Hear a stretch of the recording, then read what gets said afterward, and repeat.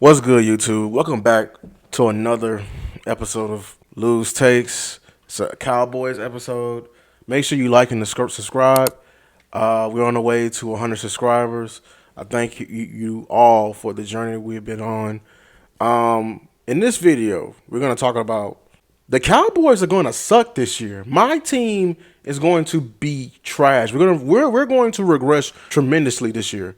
And you may say, why would you have that take? Well, we're gonna, why aren't you more positive? Why you don't have a more positive outlook on this team? We've been through this before, but I just want you to, listen to my reasoning. The key departures that we had: Doris Armstrong to Washington, Tyler Biotis to Washington, Dante Fowler to Washington, Noah, the cornerback. I'm not gonna pronounce his last name. He's also went to Washington. Neville Gallimore to Miami, Tony Pollard to Tennessee, Tyron Smith to the Jets. We cut Leighton Vander Esch, or we didn't cut him. He retired. Great career. I hated it ended so soon, but he's just a tremendous guy. And also, we cut Michael Gallup. But the name that made me make this video because of how important he was that he departed was Jonathan Hankins signing to Seattle. Oh my God. I don't think y'all understand how underrated, how important he was to our team. Because without him, our defensive tackle situation looks terrible. It looks tremendously bad. We drafted Mozzie Smith with with our first pick last year. People have mixed reviews on that. People also taking in the fact that he lost so much weight during the season. We don't know the reasons behind that. We don't, and in his development, if you ask me how he did last year, it was he wasn't good or he wasn't bad. So it was just in between. But historically, defensive tackles take longer to progress unless you like just this freak of a nature coming out like Aaron Donald, or you want to go on the opposite end of the spectrum like Jalen Carter out of the Eagles. But he started off strong, but I think he ended pretty bad if you just ask me. But the names I mentioned in Jonathan Hankins, he was so important in our run support, even though we already didn't have a good run support. I mean, instead of getting beat by the entire run playbook, he at least stopped the inside. He was a hell of an anchor. He was a hell of a two gap defender. All the traps that they would try to get under or straight dives, it wouldn't happen because he held his own, and he was the only one we could depend on. And when he went out during the season, oh my gosh, we saw his impact. Just the run defense just fell off a cliff.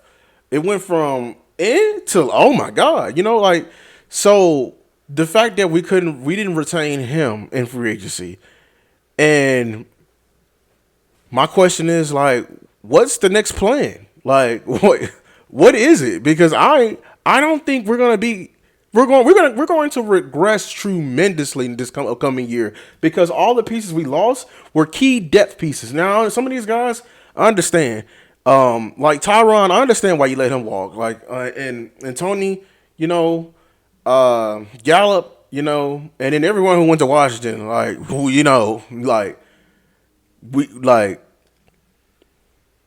what's the plan? What is the next steps in this? And then we our key additions so far.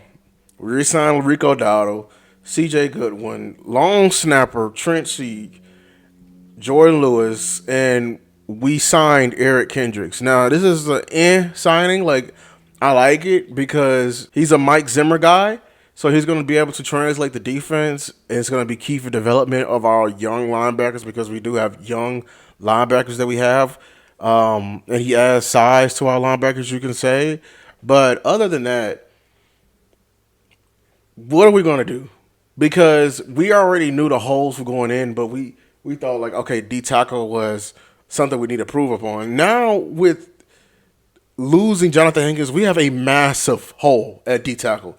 And it kind of literally changes our whole aspect of how we're going to do, with draft picks this year, because that's what Stevens was saying. Like, hey, we're not a team that spends big. We can fill the holes in the draft. And I'm just thinking to myself, do we have enough draft picks to fill every hole?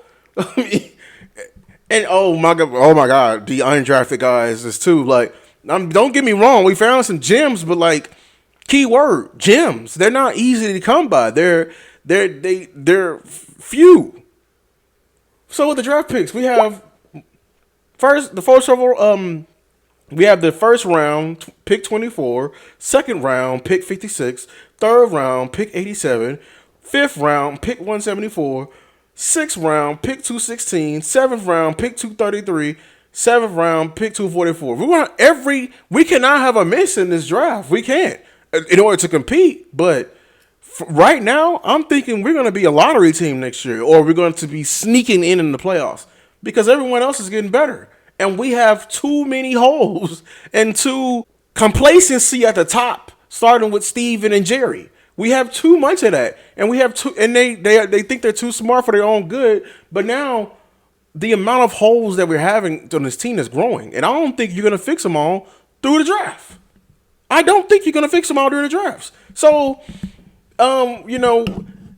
at the first pick, if our left tackle, who we all as the Cowboy Nation can agree upon that we like, is there, you better not reach. You better trade back and gather more picks, because we're gonna need more picks than what we have. I don't, in order to have a chance for next season. This is mind-boggling to me. We have absolutely no plan, and then not to mention, what's the plan with signing our core guys? We have none of our core guys signed. Everyone's expiration is like next year, 2024. What's the plan, Steven? Huh? Dak is still not signed yet. Micah, you playing with him like you picked up his option and you picked it up for $3 million cheaper. You always trying to give people the discount, but you never did anything with the damn money. Like, let's keep it a bean. You ain't did nothing in free agency. You just said it. You don't go for anybody. So what's this money being spent upon? CD. Oh my God. I'm scared how this is gonna pan out, because, and deservedly so, he deserves every dime, but you're gonna act like he ain't deserved that. And you're waiting to Justin Jefferson get paid, and Justin Jefferson's finna break the bank. I think we already heard reports. He already declined what 45, or I forgot the number. It was like, he's going to break the bank with this. And then, CD's going to be like, if he gets that, I need to be somewhere near that. The roster we have, the O-line we have now, Zach Martin is aging. Oh, my God. It's just another episode of we passing up players' primes, and we're going to be in the position where we're going to be almost there, but we don't make it. We're almost there, but we don't. It's going to be the same cycle. And I don't think the Jones family cares. To be honest, I really don't think they care. Because I think they just complacent. As long as that value, what are we at? We're worth about $11 billion now, sports franchise. As long as that number keep going up, they'll be just fine. But if we're losing, I know that number will go down, and I can't wait for that. Honestly, it's gonna be tough. Cowboys Nation. But if it means the Jones family will lose control of this whole thing, I think that's the only thing we can hang our hat on, because, yeah. So, but if you like the video, please like and subscribe. Until next time, Cowboys Nation. Peace.